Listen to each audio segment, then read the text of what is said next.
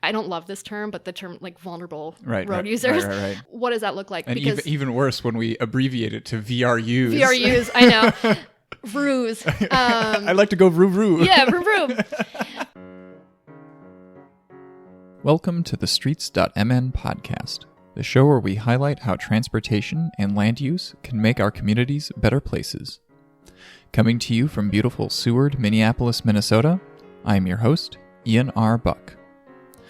The Bicycle Alliance of Minnesota has been the premier statewide bike advocacy organization since 2008, with Executive Director Dorian Grilley at the helm. Dorian is passing the torch to a new Executive Director, so now's a great time to look back on the history of BikeMN and celebrate Dorian's career. One person who was instrumental in bringing together the people who would form BikeMN in 2008 was Lisa Austin. Let's chat with her about what biking was like in Minnesota at that time. Bicycling in Minnesota was pretty good compared to other parts of the country. There had been a lot of, staff in local governments and in the state that were accomplishing a lot. Congressman Oberstar was a big supporter of bicycling, so he funneled a lot of money to the state for bicycle infrastructure. But there wasn't a statewide bicycle advocacy organization, which was kind of funny that we had relatively good bike facilities, but not through no fault of our own. Yeah, right. So at the time, I was on the MnDOT State Bicycle Advisory Committee, along with a lot of other people, but I'll mention Nick Mason was on the committee with me. And the two of us went to... Was that like a staff committee, or was that like Yeah, appointed? Good question. Okay. Yep. So the State Bicycle Advisory Committee, had been around for quite a while at that point. Could have even been a couple decades. I don't know. Again, since Minnesota was supportive of bicycling, it was a citizen committee where there were citizen reps from each, MnDOT district in the state, and then a lot of staff and staff from other state agencies too. So like the Department of Health and the DNR and Explore Minnesota Tourism. Yeah, that committee had been started years before. MnDOT was one of the first state DOTs to have a bike coordinator, and that was before it was required in the transportation bill, I think Safety Lou or something. Again, one of Congressman Oberstar's things. So the citizen reps, gave advice to MnDOT about bicycle facilities, and MnDOT would write the bicycle design guidelines, and then those are often followed by the local governments. So yeah, the citizen advisory group was a great way for, advocates to learn about how to get things done and have some influence, but we were still a committee of the DOT, right? So it was kind of a de facto advocacy group, but it wasn't independent. So I think we were ready to take it to the next level. So Nick and I had been out to the League of American Cyclists National Summit, and it's like, you look around, it's like every other state has a statewide bicycle advocacy group, and MnDOT doesn't, Minnesota doesn't. So, so when we came back, we thought, we better, we should really get something started. So it took us a couple of years of organizing and getting other citizen advocates and other government employees to pull together. And that's another whole long story and how we got that together. But at the end of the day, we organized, sort of independently from the State Bicycle Advisory Committee, organized a day-long workshop. I don't remember if we called it a summit or whatever. It was hosted at QBP, and there was over 100... What? In Bloomington? Yeah, in Bloomington, Quality Bicycle Products. And I think over 100 people attended all day on a Saturday, citizens and professionals, so people that would have been, in local governments and state agencies that supported biking. And at the end of the day, we had a national speaker come in, and then we had the bike coordinator from the state of Wisconsin and the executive director from the Bike Federation of Wisconsin, kind of talking about why it was important to have, professionals inside, of government and citizen advocates on the outside, collaborating and, pushing. And then they kind of talked about a three-legged stool, and that because you needed elected officials then to like pass laws and fund things. And it's almost like a four-legged stool too, because in Wisconsin they talked a lot about industry. So their trek was a big thing. So this four-legged stool, to really be effective, you needed all four of these quadrants filled. And while Wisconsin, for that one leg of the stool, has trek, Right. like Minnesota, I feel like multiply that by 5. Right, exactly. Because, we've got so many bicycle manufacturers and, Exactly.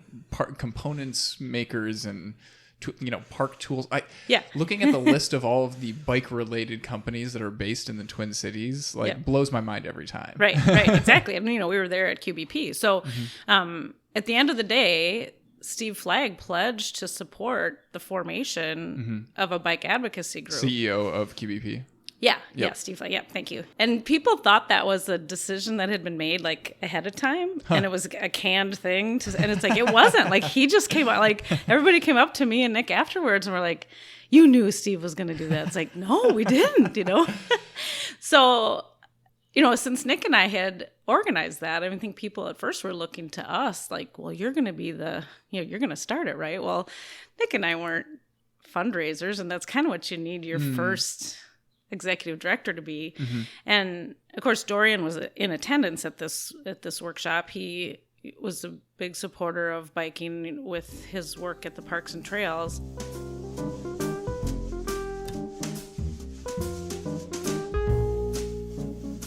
Okay, so Dorian was coming from something called Parks and Trails, which sounds like a state agency, but it's actually a nonprofit.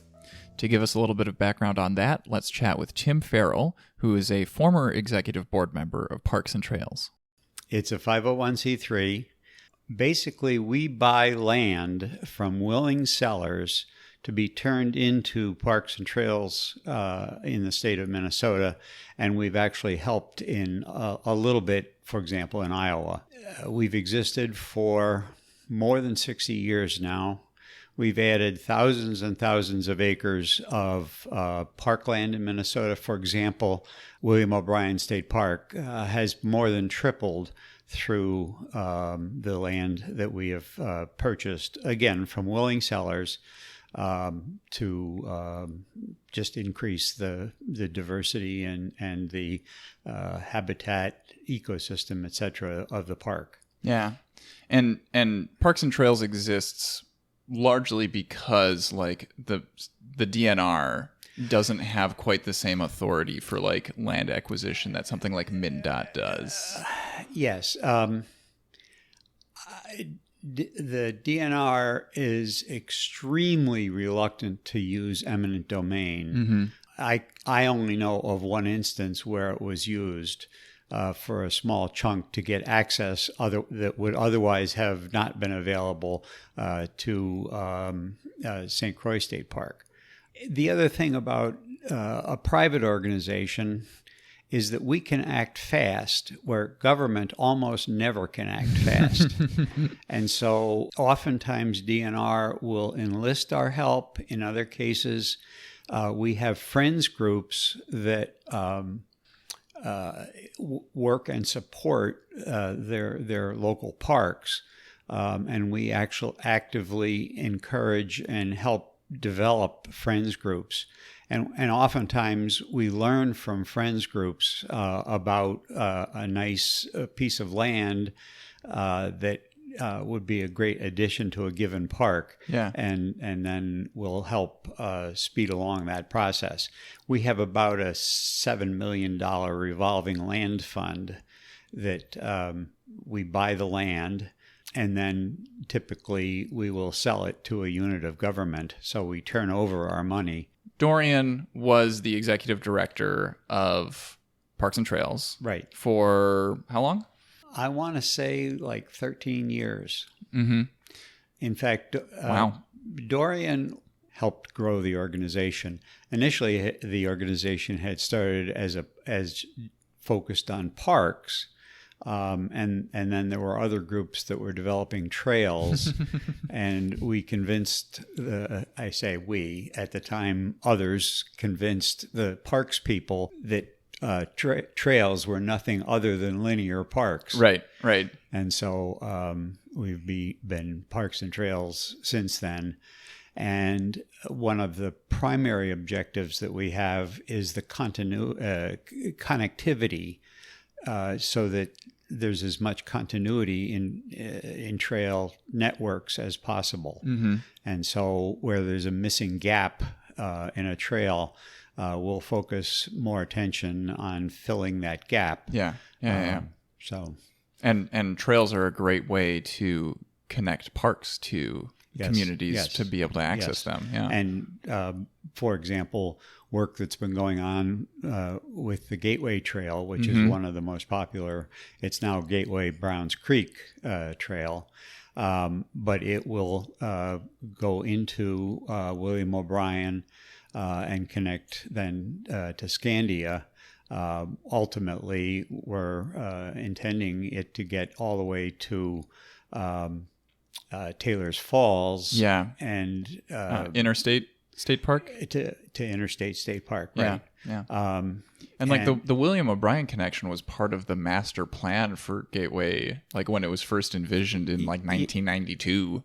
Yes. Whenever the Minnesota legislature identified 6 trail corridors, I believe, that they thought needed to be developed. And so there's statutory authority to develop them, but the budget to do so has been has been slow in coming. But we do work with the legislature, and this is where friends groups are very important, for example, because we want to have members in our organization that are in every House district in the state. So I think we're quite close on that.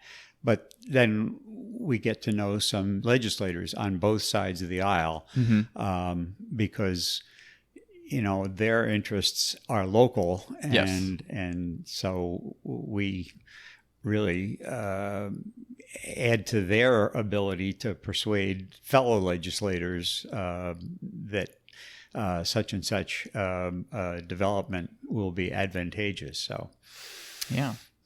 So Dorian's role as executive director, like what did that entail? I would say in Dorian's time, we probably went from 4 paid staff members to 6. And so that was gated really by the budget, the fundraising that was available. Dorian would write grant requests to all sorts of organizations, for the McKnight Foundation, for example, the Bush Foundation, some national organizations. And Dorian's connections to the biking community, I think, grew significantly through his time at Parks and Trails.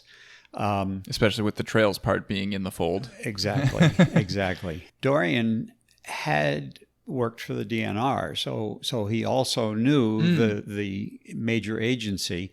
His training was as a landscape architect, and he built some of the safe harbors along the north shore of Lake Superior for boating. Dorian's let's say his range of talents just expanded. First, I think his knowledge of DNR and how the state worked, and then Parks and Trails, how a volunteer organization worked with governments and private landowners. And so fundraising, friends groups development, just getting to know park managers when an acquisition was made or hoped for. In some cases, we had to go to the legislature to get the boundaries of state parks changed. Minnesota is unique in the country in having statutory boundaries for state parks. Okay. And so one of the first questions that gets asked when a piece of property is identified is it inside the boundaries? And well, not yet. Exactly. But then we've been successful in many occasions of actually changing those boundary lines. Yeah, yeah. So Dorian was kind of like the guy keeping the plates on top of the stick spinning, and his job was to make sure that they all kept spinning. Yeah. And so he did that very well, and we bought thousands of acres of parkland, and parkland to include trail connections, rights of way, that exist today and benefit Minnesota. If you could pick like one thing, one achievement of the Parks and Trails during that time that Dorian was executive director, like what would be your favorite thing that Parks and Trails got done? I would say in the volunteer labor work that we got, the pro bono labor work that we got, and so developing that pro bono connection was another one of Dorian's jobs. Attorneys working pro bono for Parks and Trails Council have submitted 2 Friends of the Courts briefs, one to preserve the ability to keep the Gateway Trail as state property. What was the alternative to that? Well, the land grant to the railroads in the late 1800s said that if the right-of-way, if the rail line ceased to exist, the right-of-way would revert to the adjacent landowners. Oh, I see. Okay. And our friend's brief argued that using that right-of-way as a trail continued the intent of the original grant, which was transportation. And so a trail is transportation as much as a rail is. Right. And so that decision was made by the Minnesota Supreme Court and has been used as a precedent around the country. Nice. For converting rails to trails.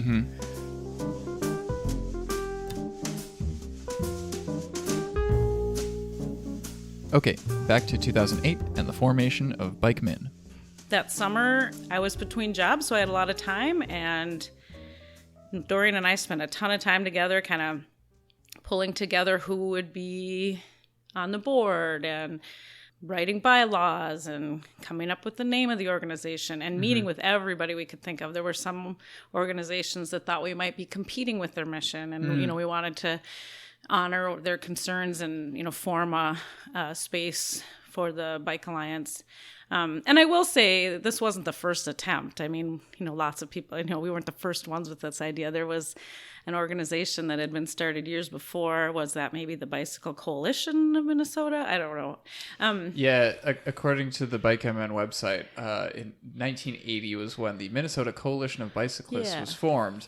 But then it became inactive in the late 90s. Great, good. I'm glad you've got that history there. I knew a little bit of that. That's good. So they, some of those board members were still around, and they had a little bit of funds still in their bank account, so we were able to merge what they had been doing and start the new organization. And of course, with Dorian's leadership and his past experience, he was the right one to so the stars kind of all aligned, right? With him being available and Nick and I re-energizing people to do this, and right.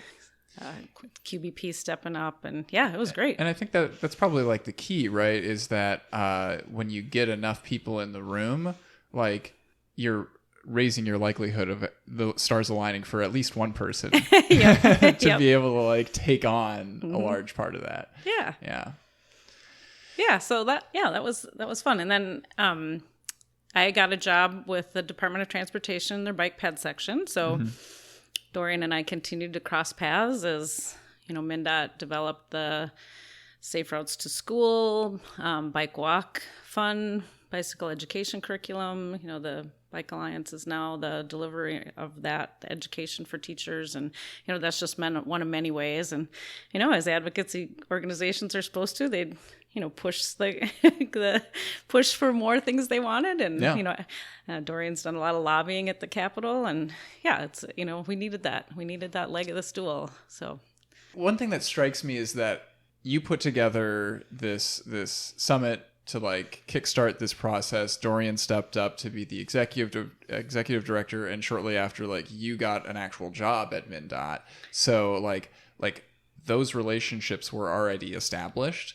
How key do you think it is for like the folks in an advocacy organization like that to like know and work with the folks who like are actually staff at, you know, state agencies and even like local agencies, depending on what scale we're talking? Yeah, no, I think that's really important. And we learned that from the speakers at that workshop back in 2008, from the bike coordinator with the Wisconsin DOT and the executive director. They talked of a history of when it was very adversarial, and that, you know, they said, you know, a previous executive director didn't get along, and, you know, was really always just being, you know, nasty and, you know, not, and I don't remember the name of the DOT, you know, the Wisconsin DOT guy, but, you know, he's like, you know, I need to be pushed sometimes. And he says, like, you know, sometimes I even agree and want to get that done, but it's like, it's not up to me. I'm staff, you know, and I might say it like, oh, we should, you know,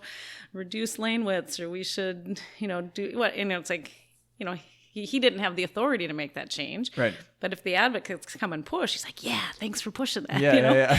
It's helping me do my job. Or, you know, sometimes there are things that he didn't agree with, but he still needed to be pushed. And he'd say, yeah, there's some times that I don't like being pushed. It's hard, but it's like, you need that. So if you have an advocacy, if you have that trusting relationship where you know you're going to get pushed, you know it's going to get uncomfortable, but you also know that you need that, then, and then on the outside too, like if the advocates are, you know, wanting to have that friendly relationship and know that they can accomplish more together if they collaborate, you know, yeah, they shouldn't be afraid of pushing. Right. But, you know, then there's also funding that comes along with that. And that was another thing that the Wisconsin Bike Fed said. It's like, you know, we get contracts all the time from the DOT to do, you know, and I don't remember what those contracts were, if they were to help write bike plans or help do training. But, you know, that's certainly been something that the Bike Alliance has, you know, benefited from having that kind of relationship.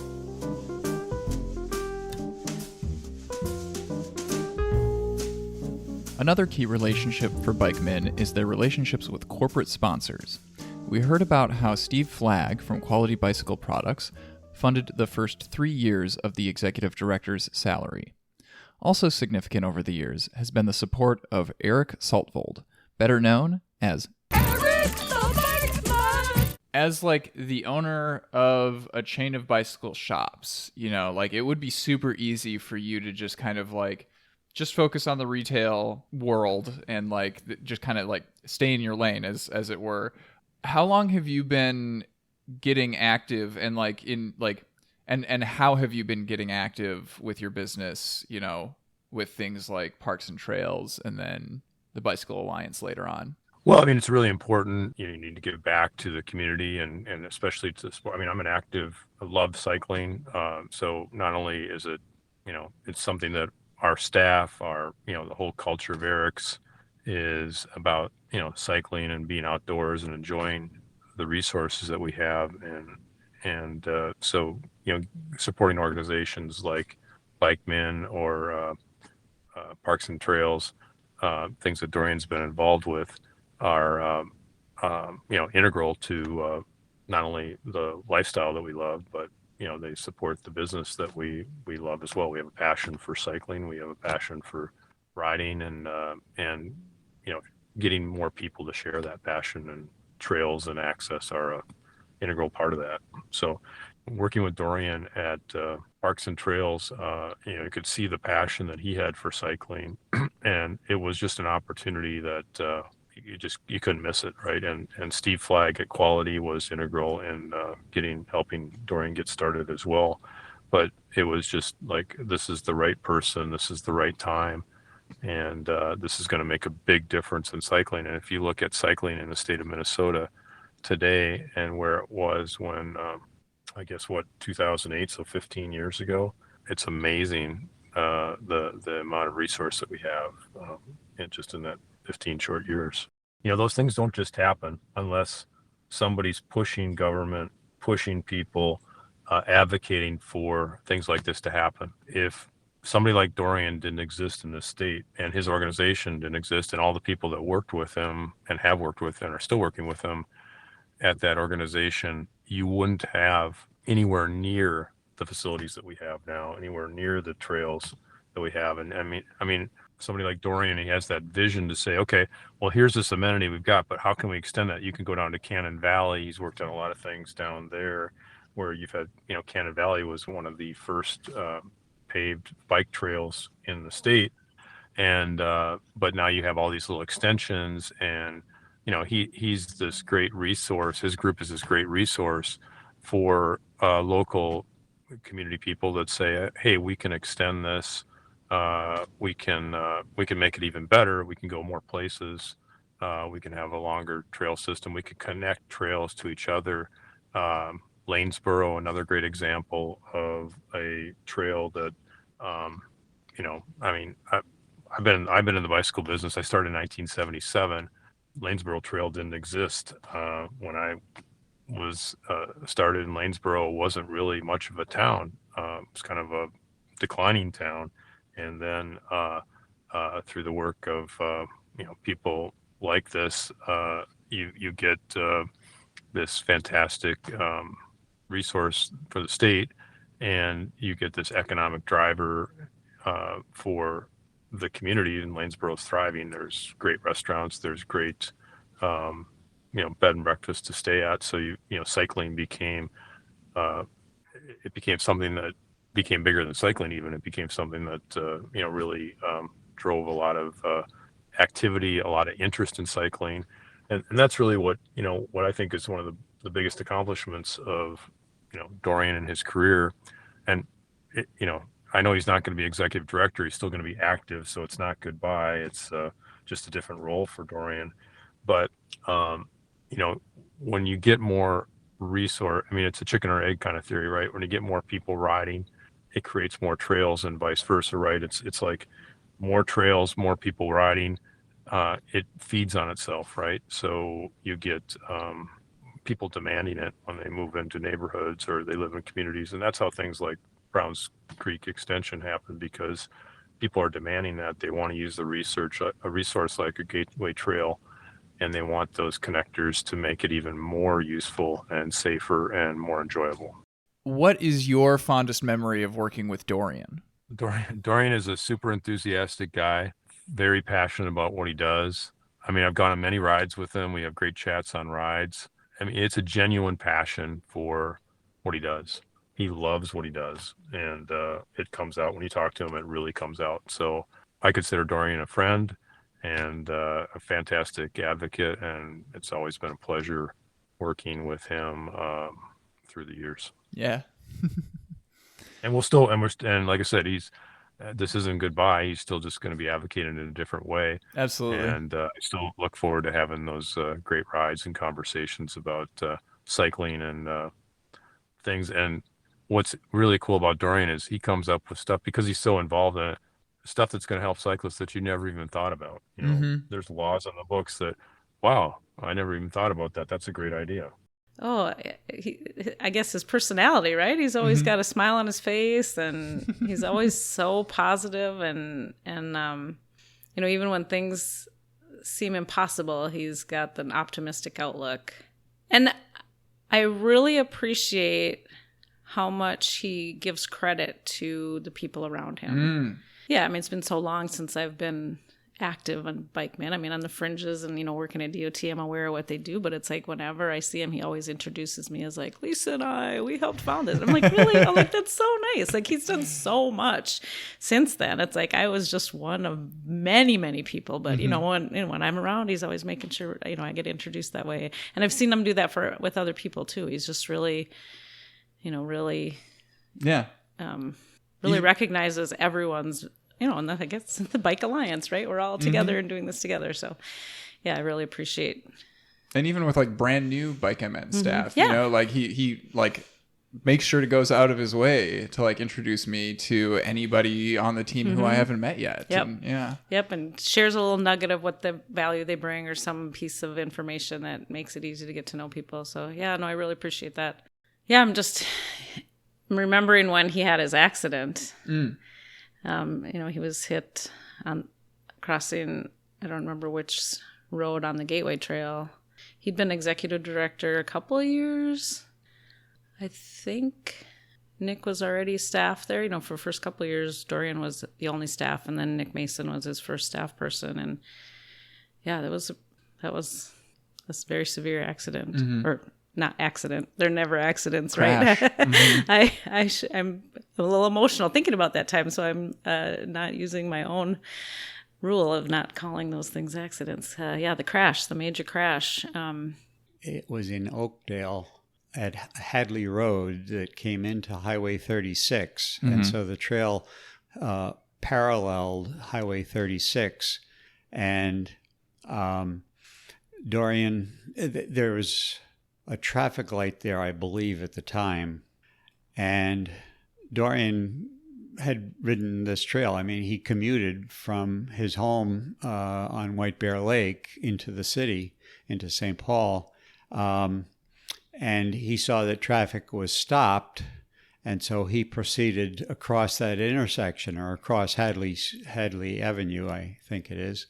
And a woman was impatient and drove up either the turn lane or the shoulder and hit Dorian. So he had passed the stopped car, but didn't see this woman speeding along and hit him.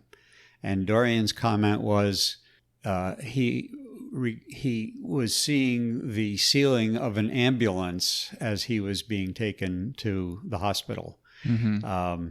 And so it was a very serious accident, and I think did a lot of skeletal damage in addition to soft tissue damage. So the fact that Dorian is able to do what he is able to do today is a testimony to the condition that he was in at the time as a unstoppable biker. So and I think you referred to him as like a walking miracle. Absolutely. And I mean, I suspect that many people who are aware of Dorian aren't aware of how seriously he had been injured and recovered from that. And I think in good part because of the danger of that intersection, they've completely redone the intersection. And I think the trail is an underpass now. There's an underpass, right, under Hadley. And, well, the Gateway Trail has had bridges built over probably 4 major north-south routes coming that the trail had to cross at grade level, but now is a much safer trail. Yeah, and it was a severe injury, and he came back from that with just a positive attitude and an even stronger desire to fight for something better. But you don't hear him, that's not his platform all the time. Like, I had this happen to me. Like, I'm sure he brings it up at appropriate times, but he's not, he's not made that his only reason for continuing to do this important work. When he's talking to people about, bicycle advocacy, and if they share a story with him about a crash that they've had or a really bad experience, that gives him something that he can connect with them on. And it occurred to me that there's nobody who advocates for bicycle safety the way that somebody who has experienced the worst of, unsafe bicycle infrastructure. I just heard this morning on the radio that generally safety rules are written in blood. And certainly that intersection's change was justified, written in blood. I think it explains also the very strong emphasis in Bike Minnesota on bicycle safety training. well, bicycling training generally, but particularly the safety aspects of it. So yeah. And that's not just training for people who want to bicycle, but also like training for drivers on how to interact with cyclists on the road. Right.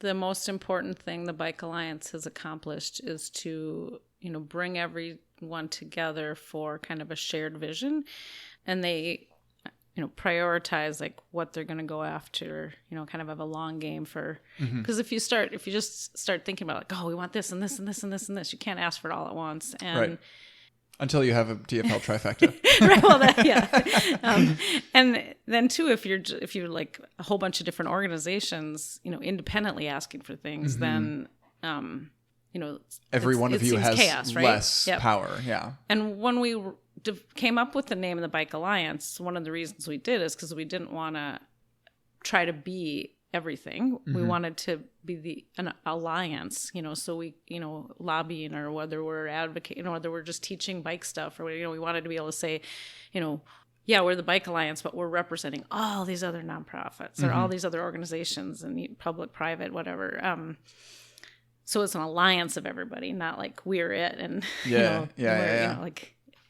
a lot of nonprofits do that. They'll have other people sign on to their ask, but it's like even through our name, and I say we now because I'm thinking back to that summer of 2008 when, when I was helping Dorian come up with the name and write the bylaws and all that. So, so I think that's the biggest accomplishment. You could look at individual things like, the safe routes to school is awesome. And the, getting bike education in the schools and, that's fantastic. That's a big win too, but then so many other things are too, the other funding they've advocated for and so many things, but kind of bringing that collective voice and organizing people around something. Yeah.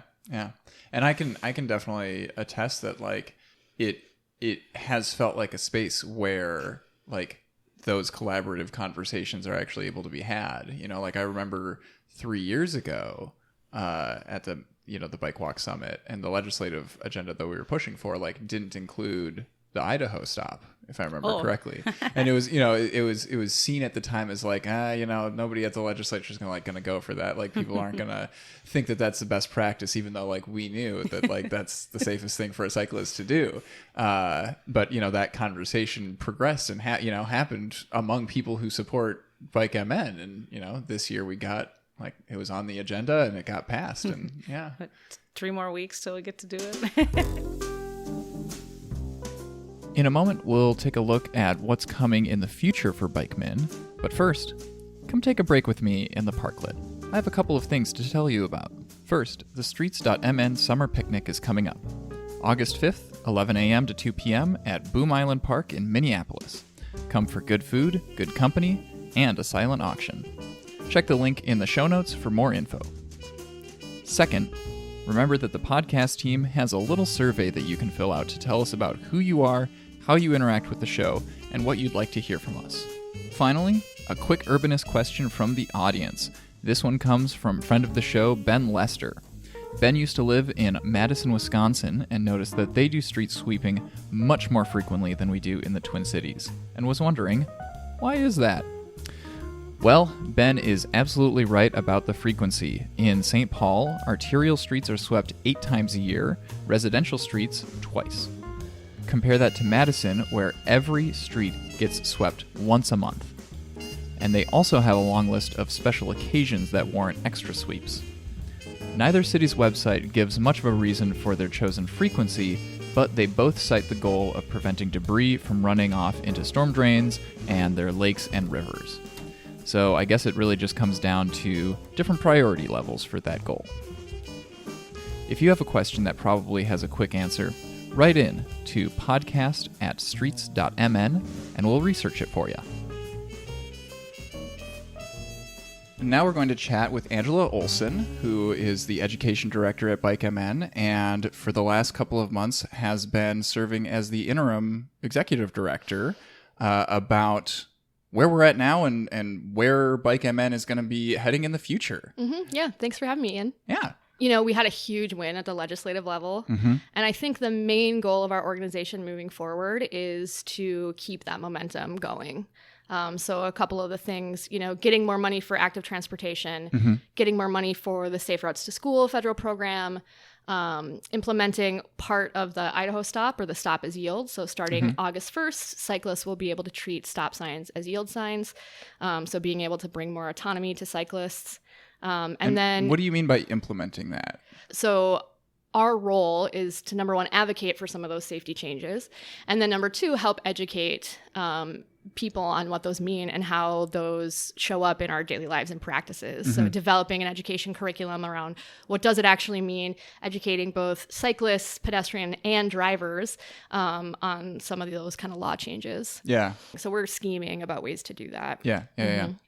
And if the listeners want to know more about what we achieved during the last legislative session, we have a whole episode about that. Awesome. About a month ago. So implementing all the stuff that we just got, awesome. Do we have any ideas about what we might push for in the future? Yeah, absolutely. I mean, this was kind of like a unicorn moment, right? Where all three branches of our government were in agreement about a lot of things that were in the bill.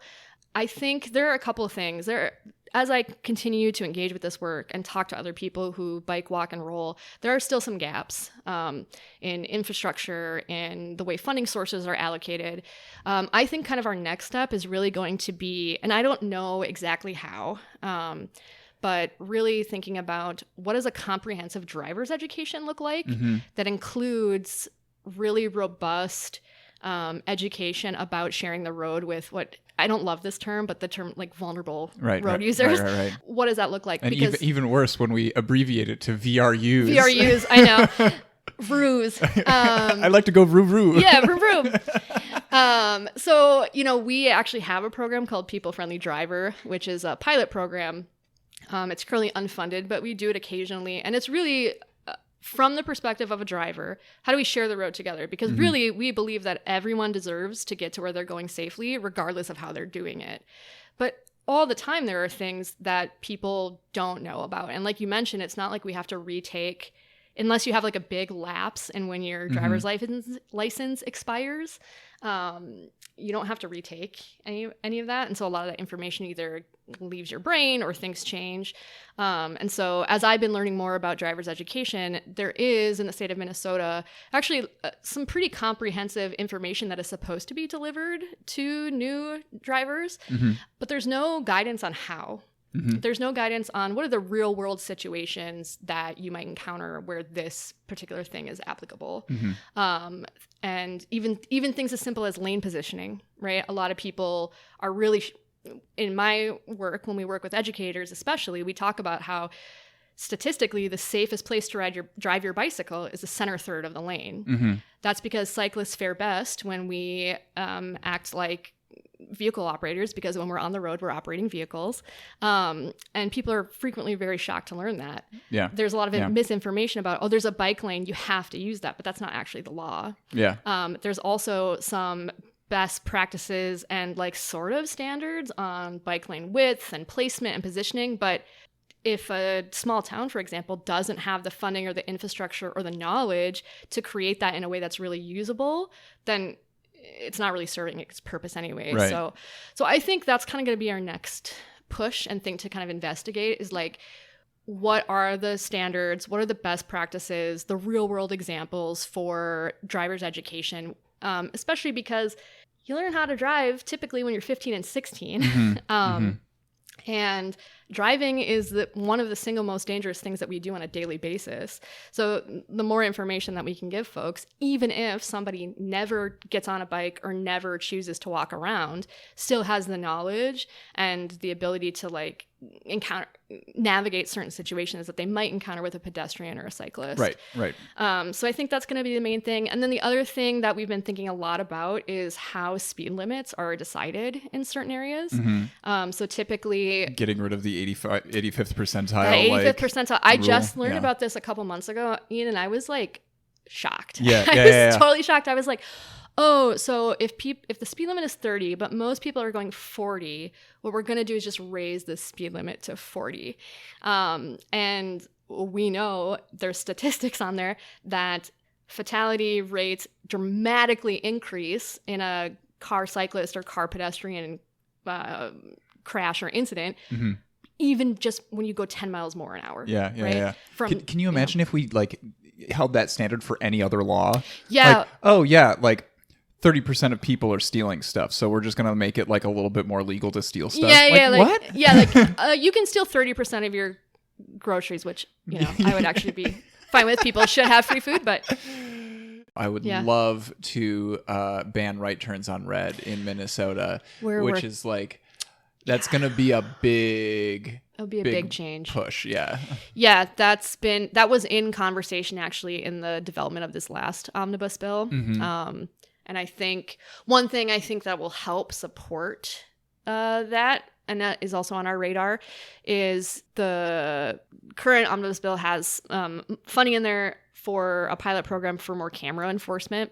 And right now it's basically like you don't get a ticket, but it'll say like, we saw you run this stop sign, just to kind of bring the awareness, because we're also trying to juggle the line of like, we don't want to make it so that everyone's just getting tickets all the time, because that's also, if that worked, people wouldn't speed, or you know what I mean, like I mean, we have been seeing in cities in other states where it's where they're allowed to actually do tickets. Like it has been having at least a small effect on the speeds that people drive. Yeah, camera enforcement has been shown to be a pretty good way of enforcement. It also eliminates some of the risk of racial profiling and incidents of racism, but with police. And if you pair it with like an income based like sliding scale fee, then it's like boom. Yeah. So this is kind of like the first step towards doing that. So it's the pilot phase, identifying certain areas where they're going to put those cameras, and then doing it so that people know like, oh, there's camera enforcement out there, with the eventual goal of making it more akin to what other states have, where you actually do get a ticket, because that does exist other places. Right. It's just been like anything at the legislative level. There's a lot of pushback, a lot of discourse, a lot of discussion about what it means. But and that's what legislating is. That's what it is. I know. When I was there testifying and they were having a discussion about this omnibus bill, all they talked about was the Idaho stop. I'm like, there's all this money. We're trying to advocate for safer streets for kids. We're trying to get this money for all this other stuff. And all you want to talk about is this Idaho stop. And it's a tiny thing. And I was like, oh yeah, this is what politics is. I had kind of forgotten. Yeah. We're also a statewide organization, so we're constantly looking for ways to engage with Greater Minnesota. Most of our staff is metro-based. We are in the process of hiring a new executive director who will not be metro-based. So we're really trying to... Little teaser. I know, little teaser. And I think that rural Minnesota especially is oftentimes just left out of the conversation, because it's hard to commute on a bike if your commute is 20 miles long, right? Right. But people are still biking and walking around. And so it's important to bring those kind of conversations and bridge the gap and bring awareness so that funding and resources can be spread a little more evenly. So if people want to find out who the new executive director is going to be right away when it's announced, where can they go? So on July 25th at the main warehouse for Eric's Bike Shop, Eric the BikeMN has been a big supporter of BikeMN. We will be hosting one of our Founder Series events, which is a series of events that we've been doing to kind of celebrate Dorian Grilley, our founding director, and also all the other people who were crucial in forming this organization. So Jill Chamberlain, Steve Flagg, the folks at QBP, Pencycle, all these different places that really helped form this organization. So on July 25th, if you're interested in becoming a donor, you can sign up to come, and we'll be making our kind of in-person announcement, kind of passing the torch from one ED to the next. Yeah. And I'll make sure to put a link to that registration form in the show notes. Yeah, please do. And then we have one other event before that on July 19th at Indeed Brewing. That's going to be our executive director's kind of official retirement party. He doesn't want people to know this, but it's also his birthday. And Indeed Brewing runs this great program called Indeed We Can. So all day, if you go and buy a beer, a portion of that money goes right back into us. So that'll be a great time to come and hang out, be outside, wish Dorian well. That's the other event coming up.